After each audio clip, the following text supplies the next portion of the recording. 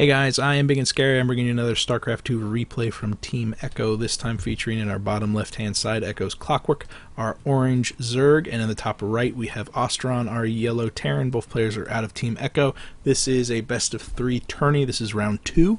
So still single elimination, but still best of 3. We're on Daybreak, and this is I believe the semifinals. I think the last round is best of 5, and at that point you only have 2 players left. So will Clockwork, our Grandmasters, proceed on to the finals, or will Ortron do a upset? Because I believe he is Justin Masters, and when I say Justin Masters, I mean he's still very, very good.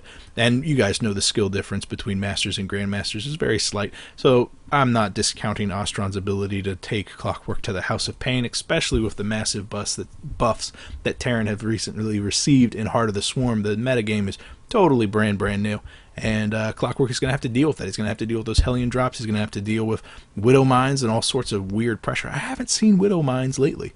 Honestly, they have kind of gone out of style, and it saddens my heart because they're so cheap, they're so effective, and their splash damage is so banging.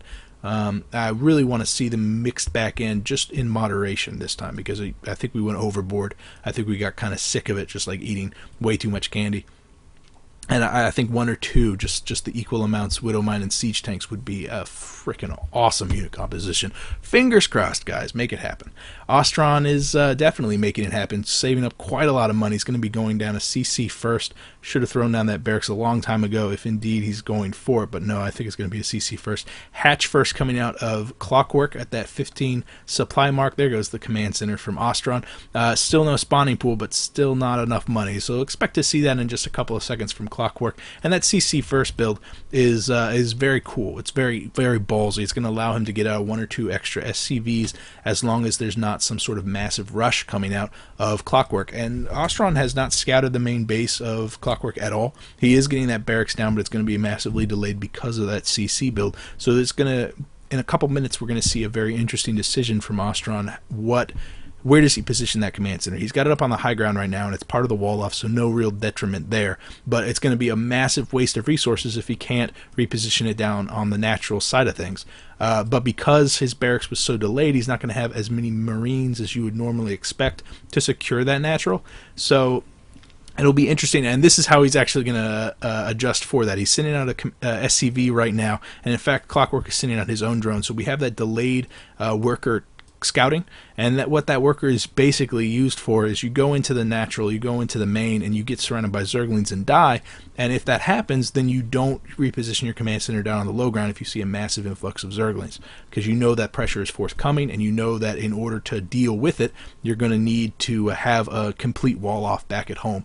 And so here comes the SCV. What's he going to see in Clockwork's main base? He's going to see the spawning pool is indeed up. Gas has been taken, and they're still mining gas, and he's not working on a lair, so he hasn't quite started on the spawning pool, or if he did, he just started on it. And he's also not getting attacked by any Zerglings. In fact, there's no Zerglings out on the field right now, and as soon as he sees that, he's repositioning the orbital. There he goes. Good decision there by Ortron.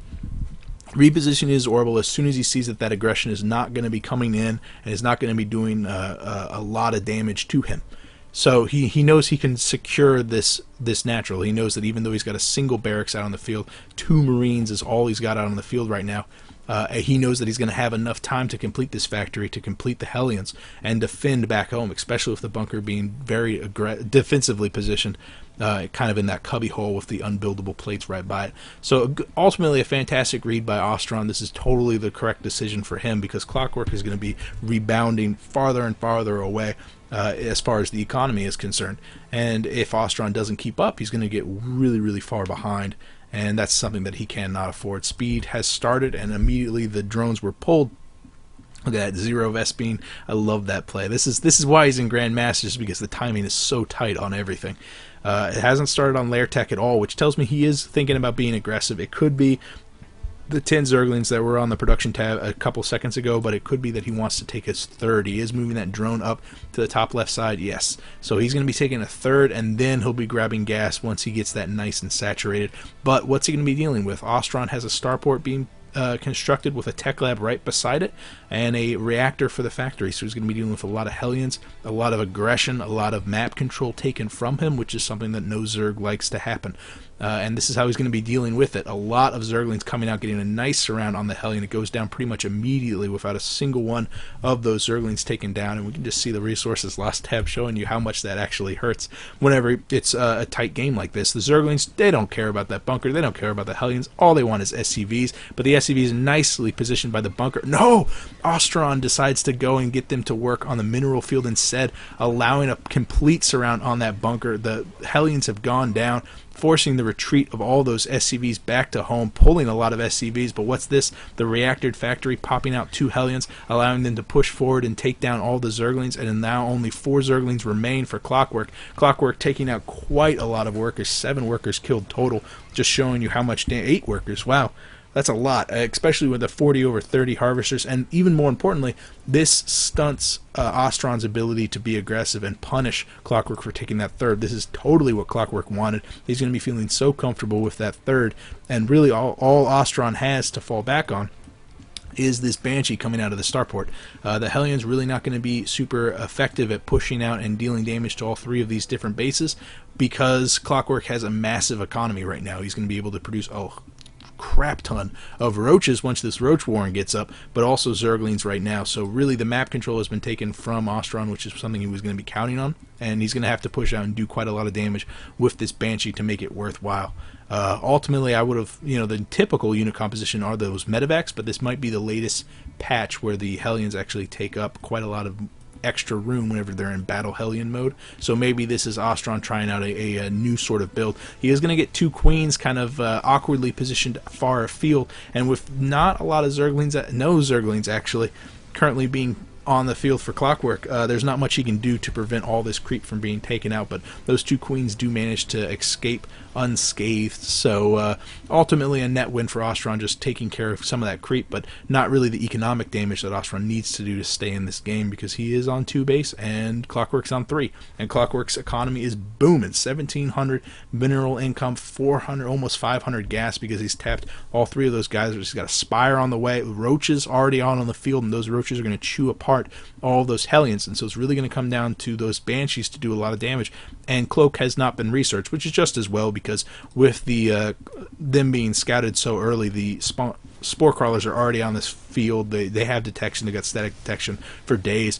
Those Hellions poking in, doing just a little bit of damage to those workers. Just 3 workers killed, doing a little bit to even up the workers lost tab. But really, Ostron needs to have a direct engagement, and he needs to have that direct engagement against something squishy, because these roaches really are a bad mix for those Hellions. I guess what he'd want to do is get a nice surround on the queens, or maybe just get his Hellions somehow into a mineral line. But I really don't see Clockwork giving him that opening. His creep spread is absolutely fantastic. The Spire is going to be done in just a couple of seconds, and with that, we're going to see a lot of Mutalisks coming out. He's got enough for 4 right now, probably 5, and that's all he's going to need to do to completely lock down the drop potential coming out of Ostron. Ostron, though, is teching towards mech. He's got 2 factories coming out, both with tech labs, and what can we expect from that siege tanks? Well, that's a good, ultimately a good decision, because he's also using those Widow Mines. That could be really, really neat.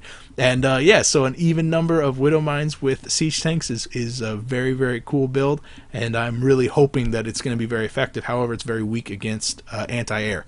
The Mutalisks are going to have a very hard time attacking these mineral lines, with the Widow Mines very aggressively positioned over by the mineral line on the left side. The Hellions kind of baiting back, trying to get the roaches to bite, but it looks like the roaches are going to be swinging down, pincer motion into the third from Ostron. Ostron had barely started mine there whenever the roaches had arrived, and it looks like this entire base is going to get locked down. The Orbital Command is relatively safe for the time being, but the Mutalisks are now on the field. They've taken down one of those the Banshees, and now they've taken a little bit of damage, splash damage from the Widow Mines, but the Thors are really the only anti-air that Ostron has right now. He's got 2 more on the production tab right now, but again he has to abandon that natural, and his third has already been locked down completely. So Clockwork is really in a commanding lead right now. It looks like all of his Mutalisks were taken out, only 1 remaining right now, but who cares? He's got quite a lot of Zerglings, quite a lot of roaches, and he's got a banging economy. In fact, Clockwork is deciding to take a 4th in the top left-hand side. Really what he needs is for Ostron to kind of overextend himself, push forward, burrowing the Widow Mines. Here comes the hit. doing some nice splash damage down the roaches. Pretty much all of them are going to get cleaned up, but at the cost of one of those Thors. Oh, will he manage to snipe down the other one? Doesn't look like it. The SCVs surrounding and repairing that Thor, and another 2 adding into the mix with so many Widow Mines. Ostron just barely holds, but he really needs to take this third. He needs to get back in this game, economically speaking. Definitely doing a good job at defense, but he just needs to even this up. He needs to punish Clockwork for taking so many different bases, and the best way to do that is with drop plays. And for some reason, Ostron just has not built a single medevac, and that needs to happen like crazy, because that's the only way that Terran can really punish the hubris of Zerg, by taking so many different bases. Some nice splash damage from so many of those Widow Mines, but if the Overseer far above, the roaches are going to clean them up. Mutalisk's trying to magic block the Thor. Some nice unit control there from Ostron, lifting off the Thor weakened in its weakened state, but the SCVs are being pulled to repair it. But with so many roaches, I think that Thor is indeed going to go down. Another lift off to draw the aggro away from the roaches, trying once again to do it. No, but it goes down. Ostron's going to tap out because Clockwork has twice as much in pretty much every aspect except for floating resources. Ultimately a fantastic play from Clockwork, locking down that third, making it so that Ostron had to engage to defend his natural, and then just constantly denying mining time, denying him the to get his Terran infrastructure up. I think Ostron really needs to incorporate medevacs into this build, because the Banshees just weren't doing it with the damage. That they just weren't doing it. They need to get in there and do some form of economic damage, and those Hellions and medevacs, they work so well together. Even not in Battle Hellion mode, we used to do Hellion drops whenever they didn't have Battle Hellion mode, and it was still very effective. So I think that's what Ostron was missing. I think it's a missing piece. It's just some form of harassment, and the fact that his harassment here fell through is just what won Clockwork the game. So that was a great game. We're going to see if Ostron tries a different form of aggression in the second matchup, or if he just manages to make those Banshees work, because that definitely could work if he got Cloak out on detection. I don't know. I'll see you guys later. I am Big and Scary. Bye.